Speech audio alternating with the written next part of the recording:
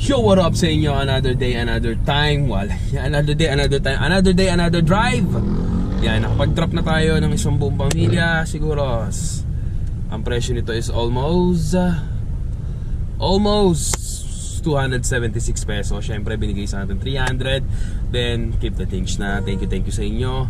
And yan, hanap ulit tayo ng potential customer natin. Yan, sana dire-diretso lang. So, ganun din same shit. Yung ano yung umaga, yun din ng gabi. So, ang pinaka-advantage nga lang, like I said before, is talaga naman puro traffic lang talaga aabutin mo sa umaga. And then, sa gabi naman, wala traffic. And then, sobrang luwag. Pero, sobrang bitin, no, nung mga drives natin or yung mga bookings natin. So, ganun lang siya kasimple. Yung dalawang matter na yun, dalawang difference na nangyayari. Sa umaga, puro traffic, pero maraming booking. Sa gabi naman, walang traffic, pero walang booking. So inaabot tayo na madaling araw na almost wala talaga. So yun nga, nagde-decide tayo doon sa mga weeks natin na ginagawa.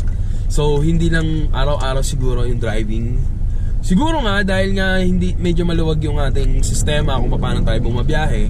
Hindi naman tayo 24 hours, hindi naman 12 hours tayo bumabiyahe. Papitik-pitik lang tayo, 'di ba? Dahil syempre hindi naman nga tayo ganun solid na bumabiyahe talaga almost. Dahil hindi naman talaga grab yung ano natin. So siguro kung naka-grab car tayo, dun na papasok yung talagang pukpukan ng biyahe, no? Kasi kahit anong gawin mo, kahit anong haba mo ng biyahe, kung ang present mo is mababang fare, so hindi din siya ganun ka-effective, no? So hindi din ganun ka-consistent. So sa mga syempre nakawala ng pag-asa dyan, tuloy-tuloy lang naman. So as much as possible na meron tayong pinagkukuha na kahit papano, hindi naman sobra, so hindi naman masyadong sapat dahil nga medyo kulang talaga. Nagagawa pa rin natin ang tama ating mga ginagawang desisyon or pagtatrabaho. Di tayo nag-aapak ng ibang tao, hindi tayo nang scam ng ibang tao, and yun nga. So same shit, tulad dito, General Santos Avenue. So ito pwede din to, papuntang Pasig, siguro mga 10 minutes. Yan, may mga nakukuha na. So ganun siya. May mga ano din, may mga bookings din na talagang pinipili talaga ni customer. Kumbaga dito nga sa InDrive na sistema ng InDrive, pag nakakuha ka ng customer, talaga namang ikaw ang pipiliin. Parang The Boys, the version, no? The Boys Kid, The Boys Teen, lahat ng klase ng The Boys, mararanasan mo dito. Like example, merong bookings na pumasok from Bikutan to Pasig. From Bikutan to Pasig, either 5 kayong kukuha ng bookings, or 3, or 10, or whatever, pero pipiliin ka pa ni customers. So, hindi pa sa iyo yun, hindi pa successful na sa iyo yun. So, ibig sabihin, kung ano yung mas malapit, ano yung mas tingin niya, talaga namang pasok sa kanyang panlasa, no?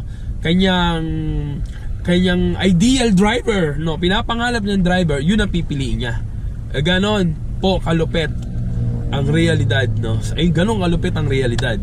So ibig sabihin, kung hindi ka pogi o hindi ka whatever, ikaw ay tawag dito, itsobera ka, ikaw ay decline.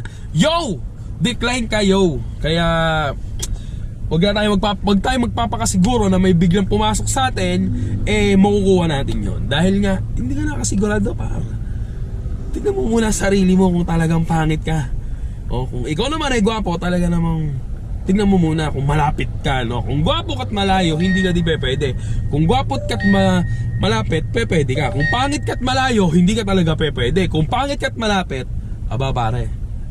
paps, mag-isip-isip ka, hindi ka di pwede. So dun, yun ang mga difficulties, no? Yun ang mga realidad kung tawagin ng ating mga tawag dito, Baclaran Church, Albino Hot Pizza. Try natin yung Baclaran kung kukunin ni Shout.